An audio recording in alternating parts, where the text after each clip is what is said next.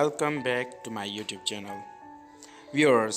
इस वीडियो में हम बात करेंगे हरीम शाह की। जी हाँ व्यूअर्स, जैसा कि आपको मालूम है कि हरीम शाह वक्तन बवक्तन किसी न किसी मामले पर जो है सोशल मीडिया पर वायरल लगी पड़ी होती है।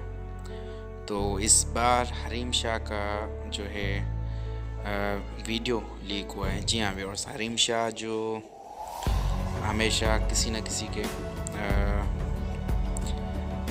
किसी के साथ वीडियो बना के उसको ब्लैकमेल करती है और उसका जो है जीना मुश्किल बना देती है। लेकिन इस बार हरीम शाह का खुद वीडियो लीक हुआ है और जो सोशल मीडिया पर काफ़ी वायरल है।